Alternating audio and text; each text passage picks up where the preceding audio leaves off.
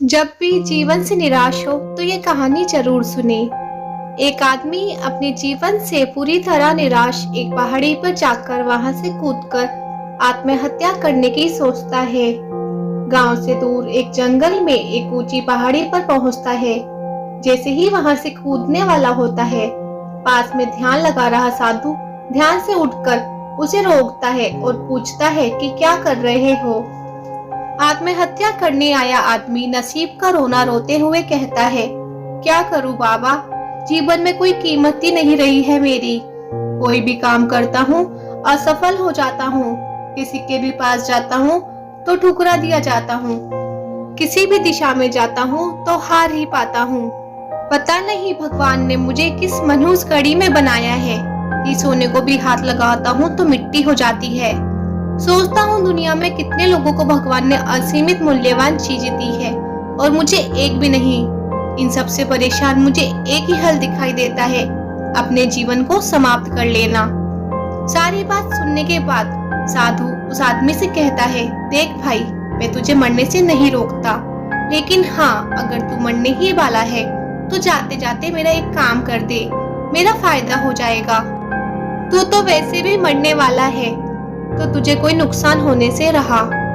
आदमी साधु से पूछता है, बोलो क्या कर सकता हूँ मैं तुम्हारे लिए। साधु कहता है, 4 गांव दूर जो नगर है उसका राजा एक अजीब शौक रखता है। उसे अलग अलग प्राणियों के अलग अलग अंगों को इकट्ठा करने का शौक है। अब तक वह हर प्राणी का कोई ना कोई अंग अपने पास संग्रह कर चुका है, बस उसे अब इंसान के अंगों की जरूरत है। मैंने सुना है कि वह इंसान की आंखों के लिए लाख रुपया देने तक के लिए तैयार है, तो तुम मरने से पहले अगर उसे आंखें बेच दो तो मुझे लाख रुपया मिल जाएगा। आदमी बड़े आश्चर्य से साधु की तरफ देखता है और सोचता है कि कैसा लालची साधु है।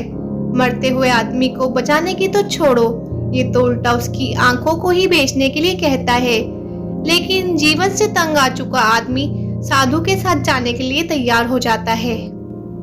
4 गांव दूर का रास्ता साधु और आदमी 2 दिनों में तय करते हैं। 2 दिनों में उस आदमी के मन में हजारों विचार आते हैं।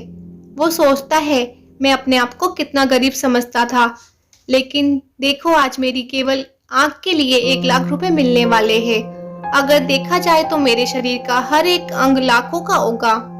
जब वे दोनों राजा के पास पहुंचते हैं और राजा उसे देखता है तो उसे आदमी की आंखें बहुत पसंद आती है।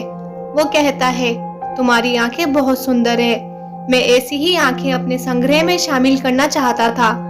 उसकी बातें सुनकर आदमी का मन बदल जाता है और वो अपनी आंखें देने से मना कर देता है।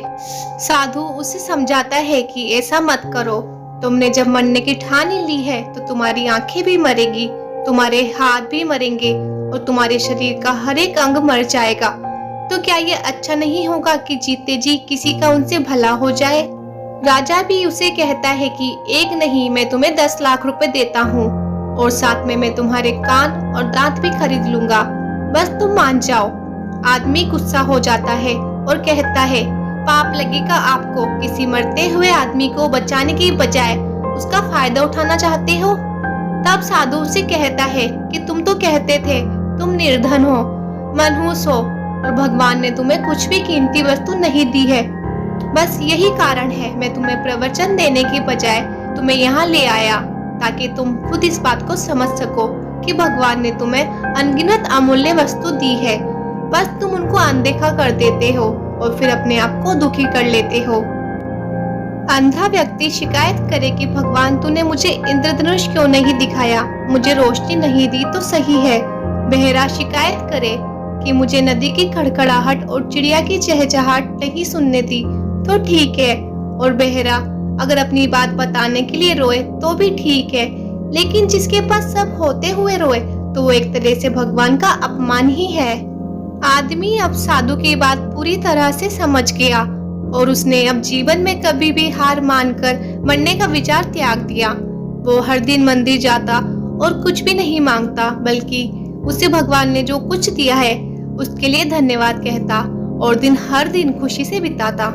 तो दोस्तों, इस कहानी से हमें ये सीख मिलती है कि भगवान ने हमें सब कुछ दिया है, बस हम उसे नजरअंदाज कर देते हैं बाहरी चीजों को देखने में। तो हमारे पास जो भी चीजें हैं हमें उसकी कदर करनी चाहिए और हमेशा खुशी खुशी जीना चाहिए और हमें शिकायत नहीं करनी चाहिए, क्योंकि बहुत लोगों के पास तो ये भी नहीं है।